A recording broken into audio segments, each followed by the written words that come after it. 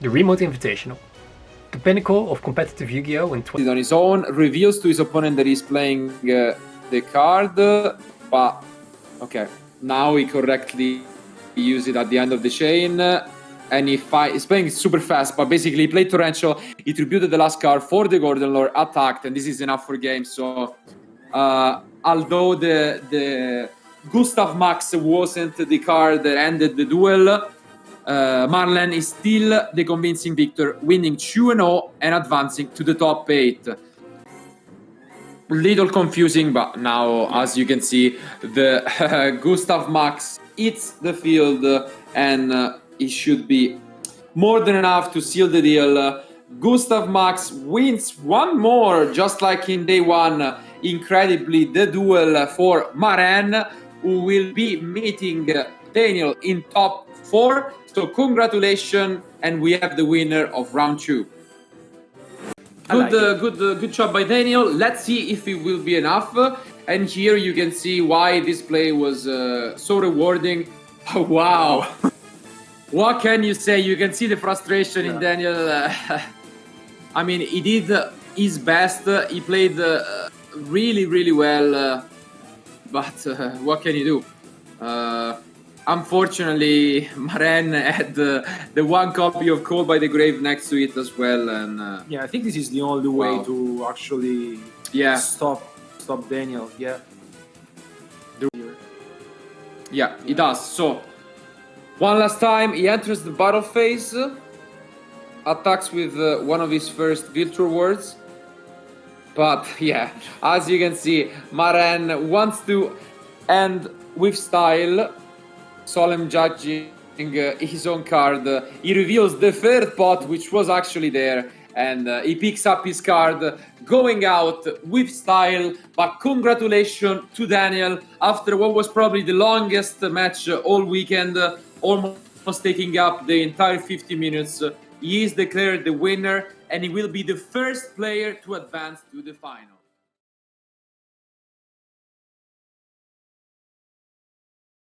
Yo, what's up guys? Welcome to the very last episode of my competitive journey, the Remote Invitational. As you all know, the event has concluded this weekend, so this episode will be looking back at the event, walking you through how I experienced it, and letting you know the results if you didn't know that. So if you haven't seen the event yet, it's all live on the Yu-Gi-Oh! Official YouTube channel.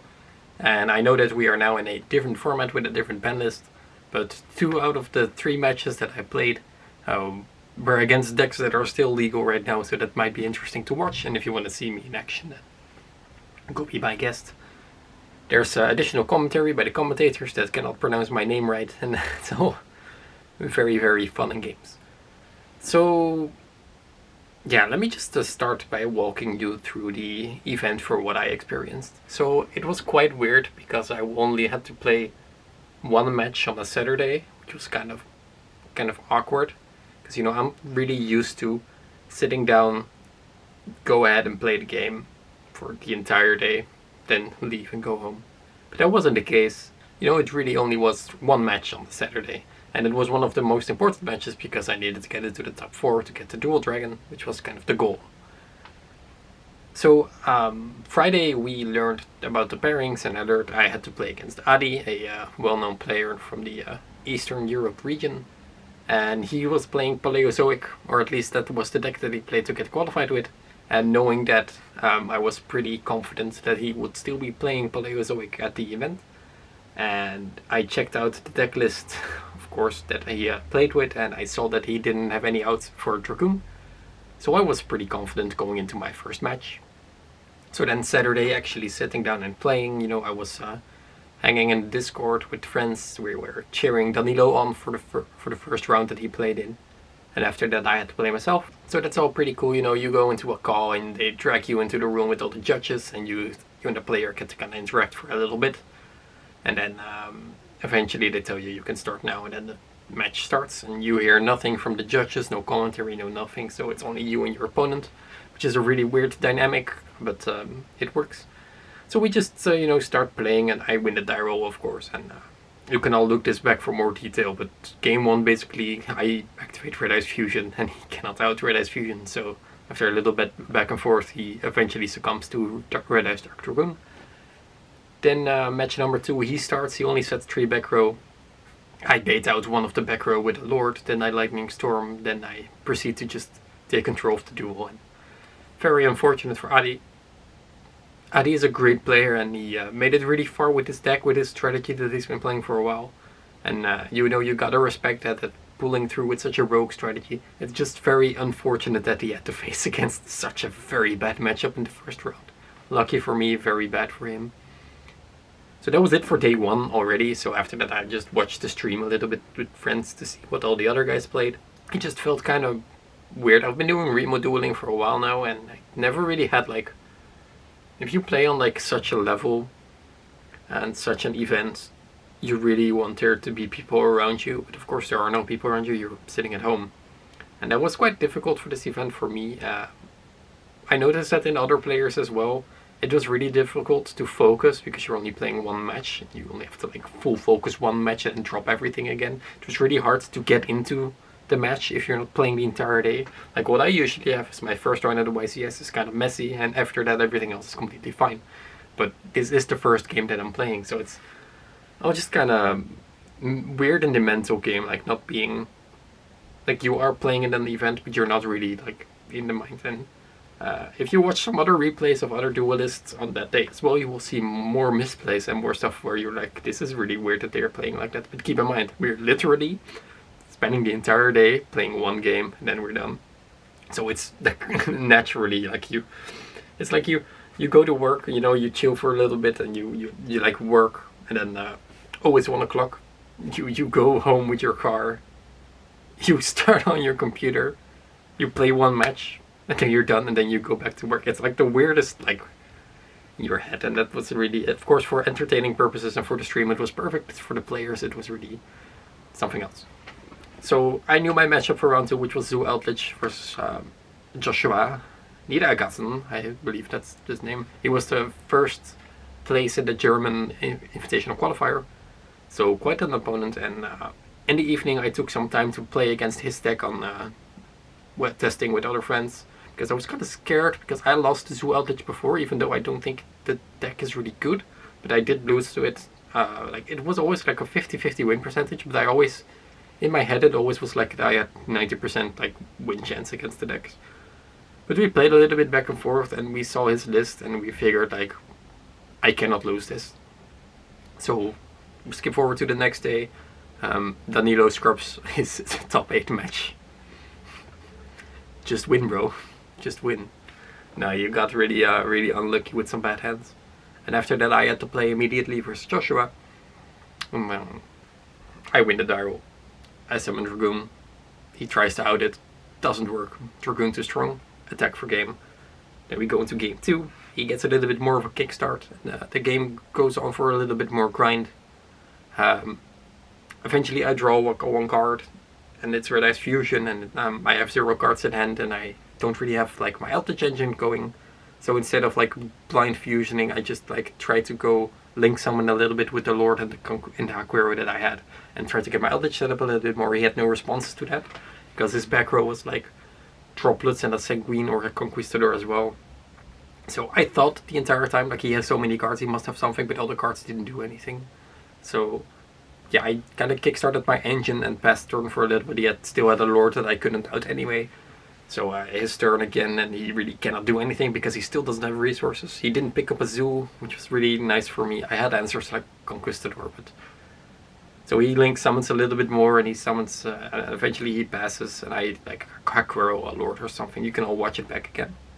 And then it's my turn, I have another card, I activate Red Eyes Fusion. So here I'm like, yeah, I won now. It was like literally in my head, okay, I win. Okay, I win. And then he just droplets the Dragoon, and I cannot out his 2800 Lord, so I'm like, guess you have another turn.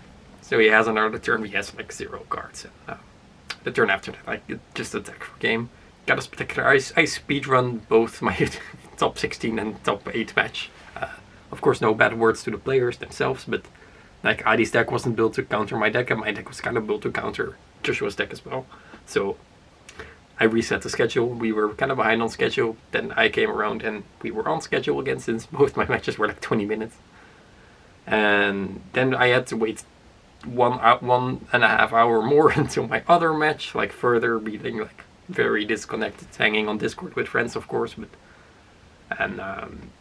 yeah, then the top 4 match happened. At this point, I already had won the Dual Link Dragon, the Dual Dragon, the YCS prize card, which is really nice. So that will be on the channel somewhere whenever they send it over. We don't have any details about that yet, but it will come eventually.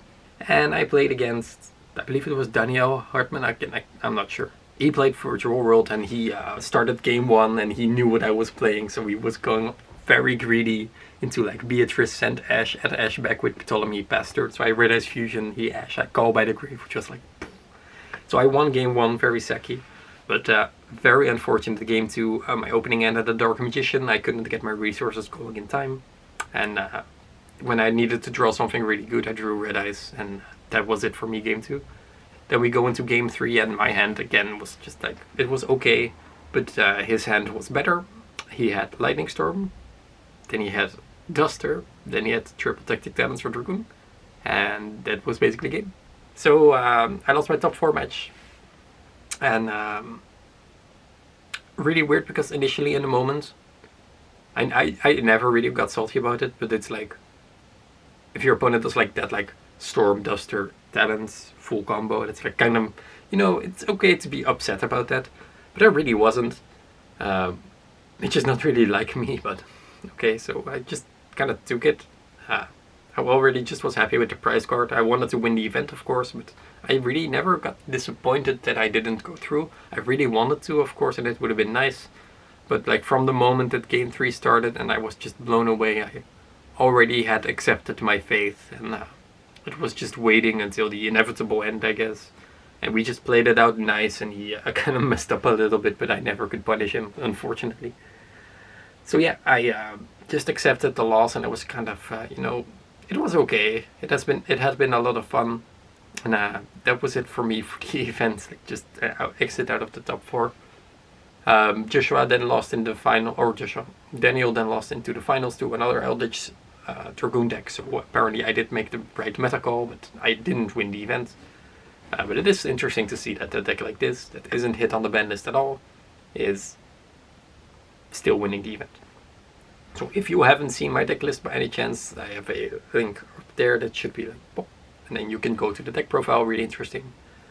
And yeah, if you have any questions about this event or my experience, be sure to leave that in the comment section down below. So yeah, I uploaded the deck profile immediately the night after, and the day after the deck profile was live, it already had like 1k views, which is pretty insane, and I also had 2k subs. Yay! So thanks to you guys' support, to you guys that spammed everything, every link in the chat, and the guys that kept watching, and all of the new guys that are subscribed to the channel. Thank you guys for the support. We are finally at 2k subs, which was a milestone for such a long time. I really wanted to have this, and yeah, after the kind of still format, at the end of the format, last format before the ban list, the videos on my channel were kind of lackluster. Not necessarily lackluster, because I'm still proud of the videos that I made, but they didn't really get that much views, which is understandable because it was the end of the format. And the things that usually get more views on my channel are deck profiles, but what's the point of making a deck profile if there's a ban list coming? So from this point on, we can close this chapter off. The Remote Invitational is done. There are no events coming in the near future, so I can finally focus on what I do best and what I like best, and that is make wacky decks for you guys. So if you want to see a wacky deck, also leave it in the comment section down below, because I have like a couple of things that I have planned already, which should be fun. I'm really satisfied with this entire week. I think we prepared well. I think we built the deck well. The only thing that was really lacking was my side deck, but I don't think that it would have mattered if I changed it that much. I learned so much about like a format like this and events like this, that for the near future, for the future, that if I have another event like this, a top 16 cut, that I know how to build my deck differently or something like that. Because I really realized during the event and after the event, and especially after like losing in such a blowout matter, that it really doesn't matter which you play. Because even if you play the best deck, you might get countered. If you play a rogue deck, you might not play against the deck that you have a good matchup against. And all in all, the main strategy just wins. You just sack out your opponent. I think that just truly it. There was nothing I could have done against Daniel that could have helped. If I had like a judgment there, he could have just tacticked my Dragoon and attacked for game, and there was nothing I could do about that. And yeah, there were just so many variables about a format like this, and there were like so many people bricked in the Discord. We talked a little bit afterwards that people were like, yeah, I didn't even get to play. And I'm like, yeah, that's just very, very unfortunate. But everyone in the top 16 got like the sickest prize support ever. Oh, my dice are here, by the way. Look at that. Take a look at that. Those are nice. Got some shinies. I got some normals. I'm gonna get the continuous trap card as well. Then I have the entire set. I know the camera's at a different angle. Very well thought of that. So yeah, for the future, more deck profiles incoming, of course, like you're used to. I'm still getting some prize support. I'm still getting the Alistair mats from the qualifier. I'm still getting a booster box from the qualifier, which I will open up on the channel, because that should be fun. And I will get the prize card, which you will see on the community page or in videos or anywhere, because I'm going to share it because I have a prize card, because that's cool. Like, look at my prize card, and it's going to be index, and it's terrible. And it's going to be a lot of fun. And yeah, I already gave like a bunch of shoutouts in the deck profile video.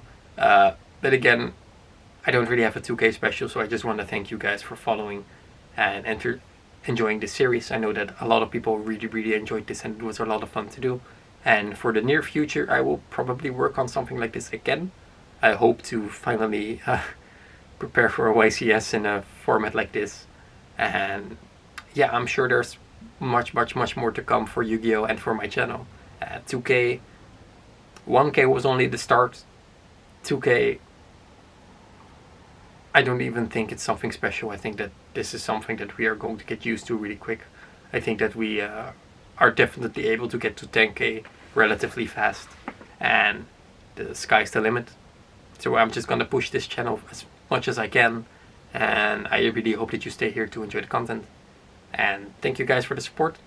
This has been my competitive journey, the Remote Invitational, with a top 4 finish, a prize card obtained, lots of goodies.